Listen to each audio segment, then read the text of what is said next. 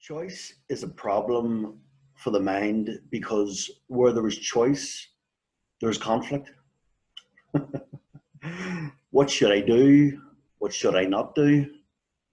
People people have to constantly pause before making decisions.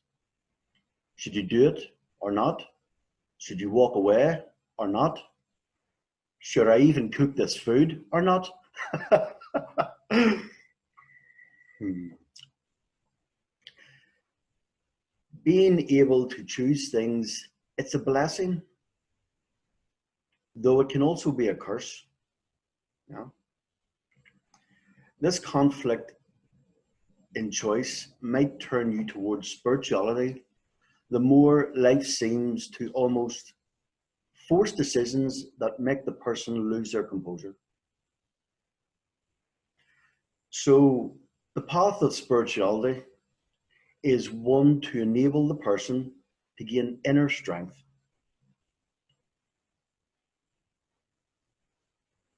The mind, it can be fairly unpredictable. For example, at one point of the day, you could be happy and another point sad. On one day, you might be friendly, and on another, you may not be. So, an important question to ask ourselves is, if we can't relate properly to ourselves, how can we relate properly to others? And this is a problem that has been with humanity for a very long time.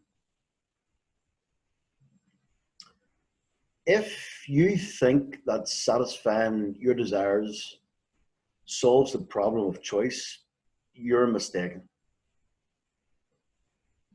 Because once one desire is fulfilled, another one arises. The human mind is extraordinary, but so is its suffering. This is due to the mind wishing the person to be different.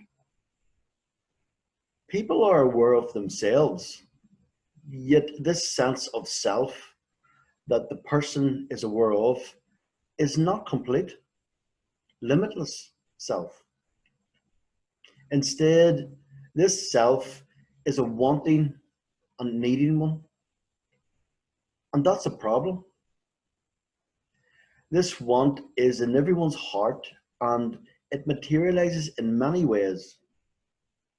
The mind is at war with itself over its wanting completion, and this conflict is making the mind demand to be free from the conflict.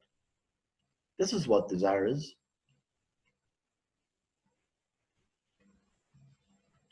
One of the primary pursuits of choice is artha, security, in Sanskrit. It could be emotional, financial, or even social. Could be money, relationships, your reputation, even power. All of these boost the ego, and this provides security for the ego. The forms of security will vary, but what is constant is that everyone, is seeking security itself. Kama is another pursuit. In Sanskrit, it is the pursuit of pleasure. Like artha, security, it can take many forms. Maybe food, beverages, the pleasures of the mind that can include even puzzles. If something pleases you, if it touches your heart, that is kama. Pleasure from a home or relationship is kama. This is the second pursuit.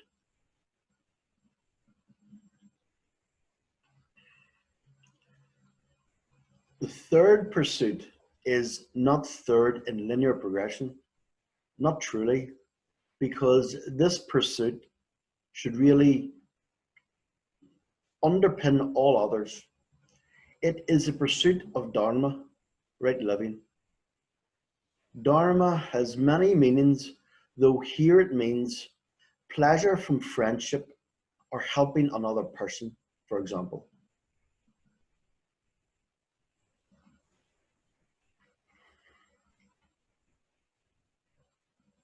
If you're able to help someone suffering, that is dharma and not karma. That is right living and not pleasure, such as those that do their work for no financial gain, but for inner growth and just to humbly help others. In fact, dharma is so important that it may be placed at the start. So we have dharma, right living, artha, security, and kama, pleasure.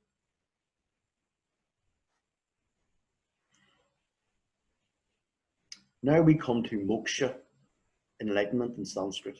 The last artha, the last pursuit. Even though it is the last, it is very important. Moksha is only appreciated by a very small amount of people in any generation. And this is because it takes a certain amount of understanding of life and its struggles to appreciate its importance.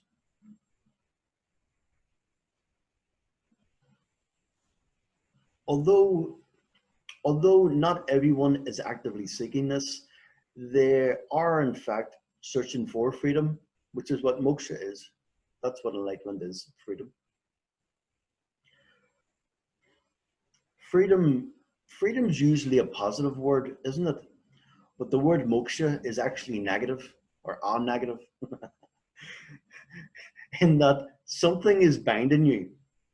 Something has you in chains, and you want to be free from it. That freedom is moksha. So moksha, enlightenment, is freedom from something that you do not want.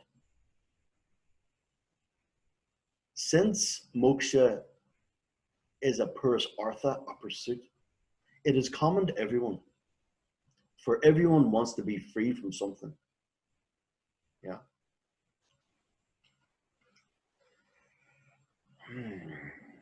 Because you are attached to security means that you are insecure. This is very important. Because you are attached to security must mean that you are insecure. This is why security is important to you. And also very important, because you seek pleasure, you are restless and not satisfied within yourself. The fact that you have to do something to please yourself means you are displeased with yourself at that moment. Yeah, very important. So we can now see that if you always seek security and pleasure, your life is going to be impacted by lack and limitation. It's only when you see yourself as secure and pleased that you will be free. we are not talking about salvation here. There is no salvation in Vedanta. Salvation, it implies that there's some kind of thing wrong with you and that you need saved. Moksha, enlightenment, it only refers to the freeing of the notion, the idea that you are insecure and not happy with yourself.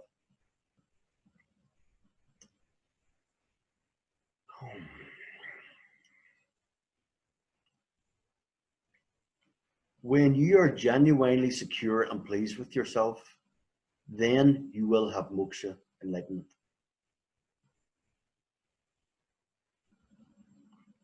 Then no situation can change you when you are pleased and secure, genuinely.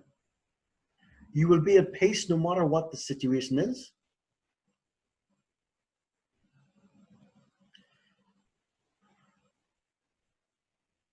Every choice you have made so far has been in order to be better or different than you currently are. Isn't that true?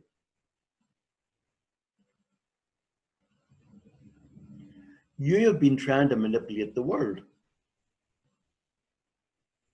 That's true also. But what if we showed you that you can't manipulate the world?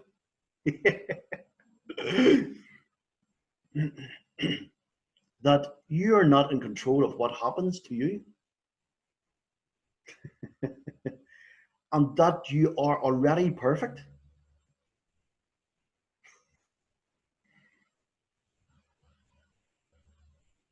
would you still desire to be different?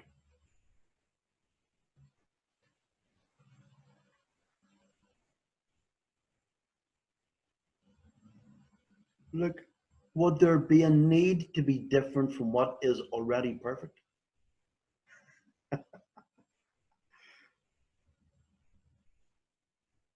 Namaste.